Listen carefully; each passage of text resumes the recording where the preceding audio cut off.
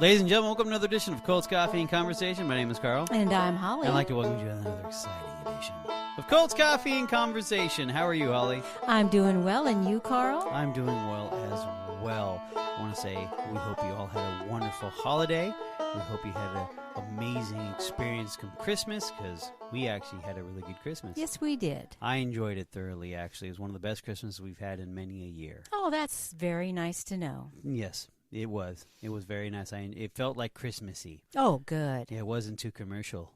No, there's nowhere to go commercially. Good point. I mean, the most commercial place I went to was downtown Disney and Buena Vista. And I went nowhere. Woo! Love it. Alrighty. Well, like I said, guys, we hope you had a great holiday season. Happy New Year to all of you. May 2021. No, I was going to say something about 2020, but may 2021 not be 2020 wearing a wig, all right? Yeah, let's just roll from pretty there. Good. Okay, so once again, thank you for your support, guys. We've noticed an increase in listens and an increase in plays, and we still want to say thank you, thank you, thank you, and thank you. We just your support means everything, and it keeps us going. Alrighty, so if you guys want to reach out to us, feel free to. We have the Facebook page at Colts Coffee Conversation. And, of course, we have the Instagram at Colts Coffee Convo. And the Twitter machine at Colts Coffee Con 1. That is Colts Coffee Con and the number 1. And also we have one more edition. Holly, take it away. You can get your voice memo on your smartphone and record a message and send it off to coltscoffeeconvo@gmail.com. Beautiful. All righty. So before we get into our conversation about our Colts, let's talk about our coffee. Holly, what are you drinking? Well, I'm having a hot salted mocha. Delicious. I'm having the hot pistachio latte. It's actually not that bad. It's not that great, but it's not that bad. Okay. So I'm just enjoying what I have. Okay, so we are Beautiful. going to go into our next cult. Yes, we are, and we are changing the format. Isn't that accurate? Yeah, but let's just move along here. Move along, everyone. Move along. Move along. All right. Nothing to see. Nothing to see here, except for a building exploding behind us. But that's okay. Go ahead, Holly. It was mostly peaceful. Yes. Go ahead. Yes. Okay. Well, we have our new cult. It's called the Holy City, or Holy City. Holy City. Mm-hmm. And it's in the Santa Cruz Mountains. Of course it's the Bay Area. It is actually in the past, very much in the past. It started over 100 years ago. Okay. Or about 100 years ago. All right. Okay. Let's do this. Yeah, let's do this. So, William Riker was a handsome... Wait a minute. Yes. Wait a minute. William Riker is his name? Yes. William Riker, the Captain Jean-Luc Picard's number 2, William Riker. Oh, I did not know that. Oh, my gosh. Well, I don't think they had that in mind when they named that character. Oh, my gosh. That's so funny. I apologize. Go ahead. I'm sorry. So, he was a handsome, blue-blooded California native. Beautiful. Born in 1873 and described in contemporary accounts as a favorite of the ladies. Hello. His first job, which involved reading palms, earned him the nickname the Professor. Later, he toured the country as a mind-reading act, a lucrative career that ended abruptly when bigamy charges were filed against him in San Francisco. Bay Area. Beautiful. Leaving both his wives behind, Riker fled to Canada. Oh, Canada. This guy sounds kind of like he's a con man right off the gate. Right? Agreed.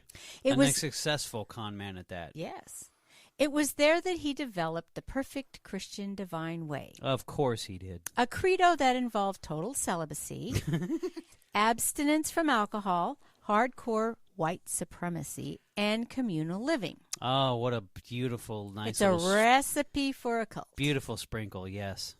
From what records still remain, it seems that being born again was also somehow integral into the project. Okay. Armed with this new doctrine and a plan, Riker returned to San Francisco and started a commune. The theme of Colts Coffee and Conversation. The city on the bay would later grow accustomed to such enterprises, but at this time, More than a few eyebrows must have been raised. He's one of the first. The first to do it. Beautiful. The first thing Riker did was make his followers give him their money, freeing them from worldly concerns to pursue their spirituality. And in the great wise words of Reptevia, when he was told that money is a curse, may God strike me with that curse, and may I never recover. By 1918, he was able to buy the land, Holy City, on which to establish his New Jerusalem and to house about 30 devotees, most of them elderly. Beautiful. One of those members was Frida Schwartz, a married mother of 8. In 1921, allegations made by the Schwartzes sparked a federal investigation into the cult. In short order, Riker was charged with grand larceny, conspiracy against public morals, and child endangerment. The Schwartzes' tale was so salacious, papers could only hint at some of the particulars. Great. Frida testified her husband, Alexander, was gifted 2 new women as wives, and their 8 children were whisked away to be raised by the cult. Wow. It was done, according to the Schwartzes, under the guise of getting the family into heaven. I was not allowed to even mention my children's names again, Frida said on the stand. If I did, they abused me. Her husband testified the children were beaten and tied between the trees to be stretched by other cult members. Oh, my God. As part of the investigation, 4 children, including Riker's son, were taken from the colony by juvenile court. Life under Riker was a living hell for the women, Frida said. She claimed Riker forced female members to have sex with him, and when she and another woman became pregnant, he ordered them to obtain abortions. Another pattern of Colts Frida coffee. said that they did. Another pattern of Colts coffee and conversation. Right. Okay. True? Yes. Yes. After the years in the court system, all charges against Riker were eventually dismissed. Crazy, huh? Yes. The children were returned to their families. Although the case was dismissed, a few unsettling lines in the census lend credence to the Schwartz's story. According to the 1920 census, Riker was renting a house in San Francisco. The 7 boarders were all female cult members, including Frida, without their husbands. Ah, separation of families. That's another red flag. Yes. Holy City sits in an obscure corner of the lush wilderness 10 miles south of Los Gatos on what was once the only route between San Jose and Santa Cruz. Established in 1919 by Riker and a small group of his loyal disciples, the city was initially built on 30.25 acres bought for $10 the years before. $10 for 30 acres. Seems, and of course, this man had a lot of money that he's gathered already. Soon it was bustling with tourist-oriented businesses. Flimsy wooden structures with carnivalesque murals and slogans lured weekend motorists. Garish billboards lined the highway, describing Holy City as the future center of the world, a true utopia, a paradise. Another culty thing, right? Very much so. Utopia, paradise. Utopia and paradise. It's always those 2 words. Quote, Holy City answers all questions and solves all problems. Of unquote. course they do. See us if you're contemplating marriage, suicide, or crime, unquote. One sign even declared the city to be the headquarters for the world's most perfect government. Ah, another credo. Well, it's funny because he was the head of the government there. But he's perfect. Yes. Folks from nearby towns came for ice cream on Sunday afternoons to watch the show. Interestingly, although it was publicized as a religious site, not one church was ever built in Holy City. What a... because he was the church. Well, we'll get to that in a little bit. Riker apparently considered himself exempt from the celibacy rule. Another one! Soon taking a bride by the name of Lillian. Soon Riker was raking in $100,000 a year on the proceeds from a restaurant, a service station, and an observatory where visitors could look at the moon through a telescope for 10 cents. This is in the 20s. In the 20s, yeah. He was also running a mineral water business on the side. Wow, the first mineral water company. And also, I did read that he also had a peep show. Do you know what a peep show is, Carl? Yes, I do. I am Look grown. it up. Google it, people. Google it. Okay. As early as 1929, Holy City had a weekly newspaper and a short-lived radio station, the second to be licensed in California. Cool. That went by the call signal of KFQU. Oh, this is the gift that keeps on giving. So Yes. due to the irregularities, perhaps including its name, its license was revoked in 1931, thus putting an end to a popular half-hour show with a Swiss yodeler. Oh. Can you imagine listening to a yodeler for 30 minutes? What year was this again? 1929. There you go. 30, 31. Yeah, exactly. Yole, Why not? Yole, yole, hoo, hoo, for 30 minutes. Okay. By 1930s, Holy City had become a popular tourist spot for curious motorists traveling along the old Santa Cruz Highway. 8 shoulder-height Santa Claus statues beckoned you onto the property. Several signs at the entrance boasted bold statements. Okay, so let's put on our seatbelts, people.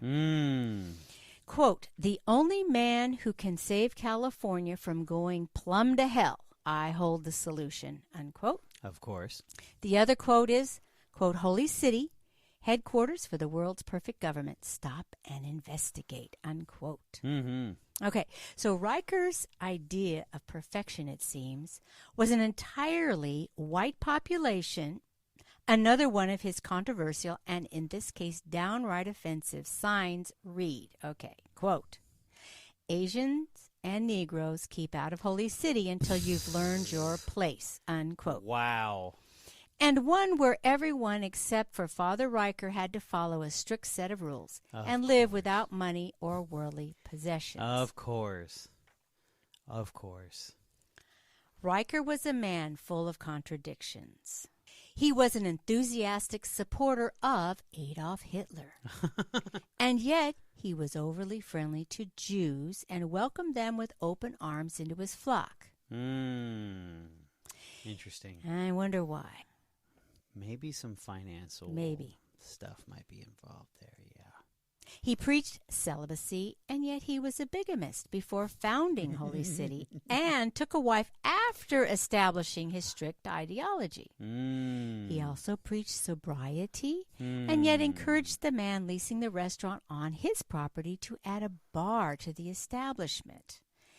That's so he could get the money from the motorists, yeah, and right? the funny thing, isn't that prohibition still going on during this time? Yeah, you're right. I don't remember when it was in the early 30s. Yeah. Ooh, okay. He then later made him shut it down because of too many of his own disciples were frequenting it. Because of numbing the pain and the misery.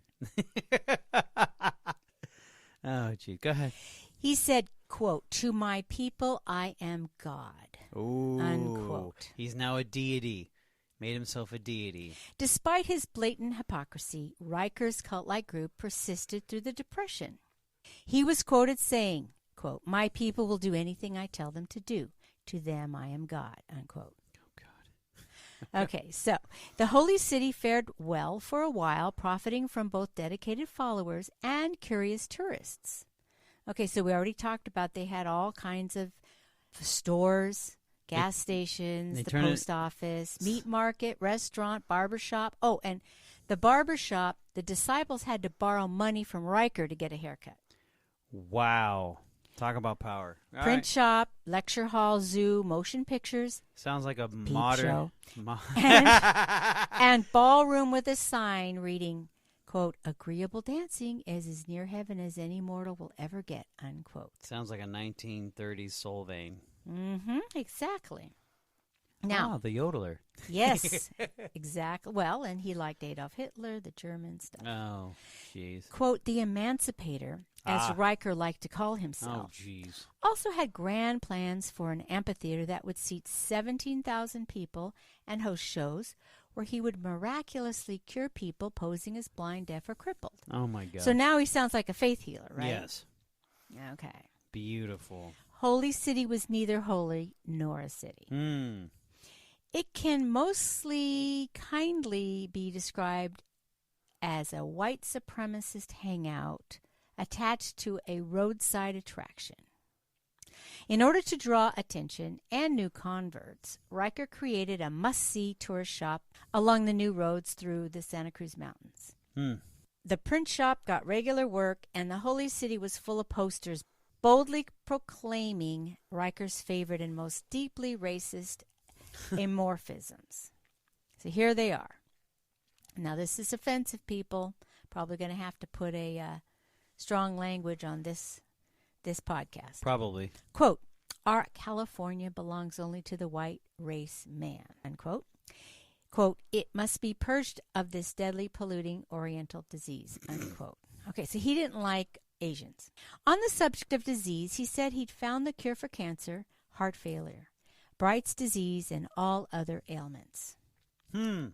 Riker himself was part of the draw. Dressed in a white suit, sometimes with a small dog at his side, Riker would wander the town shouting at tourists. Looking like Colonel Sanders. Pretty Beautiful. much. I offer $10,000 to anyone who can find a flaw in my 100% arguments, he said. Tourists, once cautious, usually backed away. Beautiful. In 1935, Riker wrote a letter to President Roosevelt letting him know that he could end the Great Depression and make kings and queens out of the all sane-minded white people. Wow. Under Riker's direction, the country would be turned into a paradise on short notice. FDR didn't take him up on the offer, so he turned his attention to another government, the Nazis. Oh, beautiful. Well, you know what? It goes hand in hand. Yep. Beginning in the mid-1930s, Riker wrote a series of letters to Adolf Hitler. He viewed him as a like-minded soul, addressing him in fawning terms like His Excellency and His Honor. Oh, geez, this guy's a piece of work. Your opportunity is now ripe, Riker wrote in one letter. And when it's done, you will prove yourself to be the greatest character that has ever lived since the time of Jesus Christ. Wow. You will not only succeed in whipping all enemies, but will cause yourself and millions of other people to experience happiness far greater than the world will explain, he added. Riker made no secrets of his beliefs. When a group of soldiers visited Holy City on a lark in the early 1940s, he approached them and asked them to abandon the fight against Hitler.